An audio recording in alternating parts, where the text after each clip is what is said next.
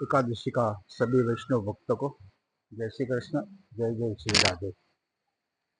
एकादशी का व्रत राजा अमरीश ने जो किया था, दशम के दिन एक टाइम भोजन, एकादशी का उपवास यानी व्रत और द्वादशी का दिन एक टाइम भोजन के व्रत करते थे।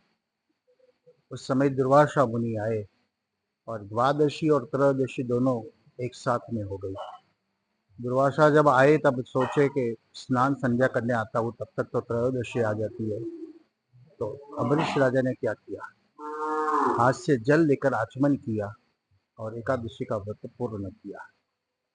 भोजन किया है तो यहाँ पानी भी एक भोजन बताता है, दूध भी एक भोजन है, फलाहार भी एक भोजन है, खाना दाल रोटी भी एक भोजन है। एकादशी एक यानी 10 और 1 एकादशी है।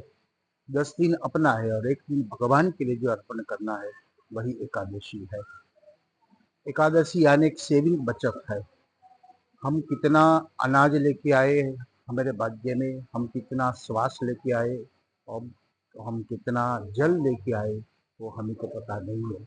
लेकिन शास्त्रकारों ने बहुत बड़ी लंबी सोची है कि आयु सक्षम करना हो, श्वास अच्छा रखना हो और दीर्घायु बनना हो तो समाज को कैसे किया जाएगा। ऐसे जो कह दिया कि सारे एक टाइम नहीं खाना, एक दिन नहीं खाना तो सब लोग खाएंगे, लेकिन एकादशी का व्रत बताकर हमको इनडायरेक्टली एक बचत करवा दिया। 15 दिन में एक दिन उपवास करते हैं तो हमारा 1 किलो खाना बचता है। एक महीने में 2 उपवास करते हैं तो 2 किलो खाना बचता है। तो 50 साल में हमारा कितना खाना बच गया। डॉक्टर भी हाथ छोड़ दिया, ले फिर भी हम चलने लगा। क्यों? क्योंकि हमारा जो बफर स्टॉक था, वो बचत थी, वो अनाज, अन्न है, जल है, श्वास है। और ऐसे ही खाते रहे तो अन्न नली बंद हो जाती है और खाना बंद हो जाता है। श्वासोश्वास बाकी रहता है, वो भी खत्म हो गया तो कृत्रिम श्वास लेना पड़ता है, तो वो भी चला गया तो मेरा शरीर छूट जाता है। तो संसार जो स्वर्ग है, शरीर जो स्वस्थ है वही सबसे बड़ा सुख है। पहलू सुख ते जाते मेरा, शरीर निरोगी रहेगा तो सबसे बड़ा सुख है और शरीर रोगिष्ठ हो जाएगा तो सब कुछ दुख रूप है।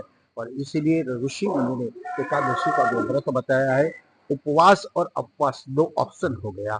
एक है उपवास, उपम वासना यश उपासना, जो संसार से पर ले जाती है वो उपवास है। और जो संसार में आसक्ति लेगी, जो ऑप्शन कर लिया, गेहूं चावल नहीं खाना और मुरैया राजा करा ये सब खाना, ये सब की अलग अलग बात है।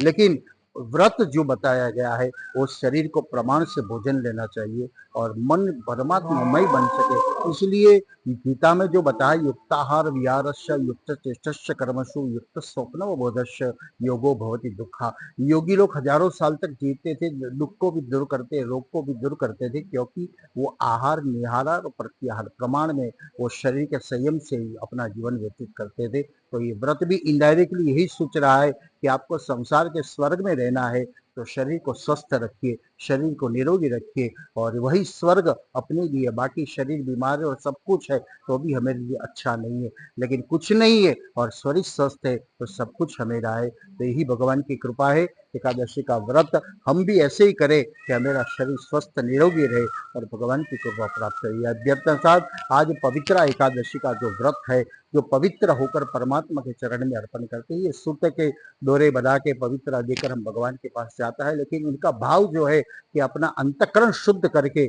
हम प्रभु के चरण में अर्पण होए, यही भावना के साथ भगवान की कृपा प्राप्त हो। आप सभी के हृदय में विराजमान परमात्मा की वंदना। सभी को जय श्री कृष्ण।